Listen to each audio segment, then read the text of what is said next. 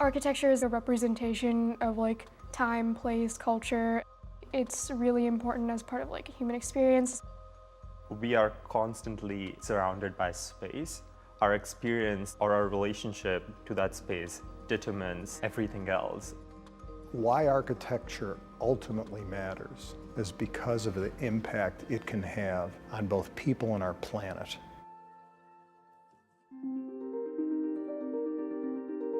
Syracuse ensures the student the classic college experience. This is a really small, tight-knit community, but it's within this large university with so many other opportunities. It's one of the things that I think stood out when I graduated was that we had touched upon all the disciplines that were really needed to find my way in the profession.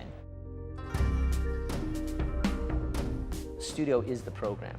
It's a lot of creative energy all in one space, but there's a good feedback loop between the students and the professors. It's definitely a safe environment to throw out an idea and you're just constantly, drawing, sketching, making models and just producing. Sitting in my freshman studio, hearing Spanish, Hindi, Arabic, the entire university is so diverse. And you start to hang out with these people so much that you really become a family. Syracuse has been able to build a program that is sensitive to the fundamental things that you need to learn as an architect, but at the same time being able to push the boundaries and to think creatively. The faculty and the way they teach architecture in Syracuse is like you find people who can do both. They really allow us to also have opportunity to find clarity in what we want to discover. And they're incredibly dedicated to it and teaching students. When I was a student here, Slocum Hall was basically my home. So I see the little slopes and the indentations and the stairs, and I'm nostalgic of the days when I was running up and down those steps. The nice thing about Slocum, it has a lot of different resources. The computer lab, Laser cutters, 3D printers. Workshop. And the reading room is a really hidden gem. Supply store within the building. Also the cafe, I really like their coffee. The lecture series have been incredible. And then just bring in star architects. They just inspire you. How do I get from this point to that point? Think less in terms of finality and fixity and to think more in terms of seeding the conditions around which lots more will happen. Even though you're coming to Syracuse, part of the program would be to take me out to the world and to expose me to things I've never seen before. Anytime that you're taken out of your environment, it shakes you up and you're forced to look at things more closely.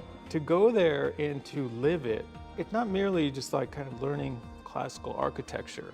It's a cultural experience. In New York City, we had a great opportunity to take internships, and I worked with the World Trade Center and how they were building new skyscrapers, so it's a huge opportunity.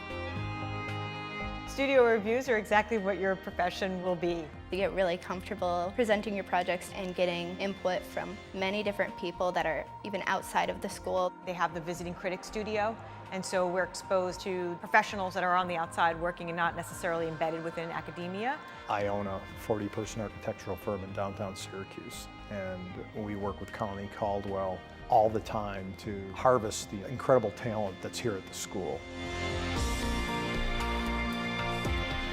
The education you receive as an architect puts you in a position to help solve global problems in a way no other discipline can.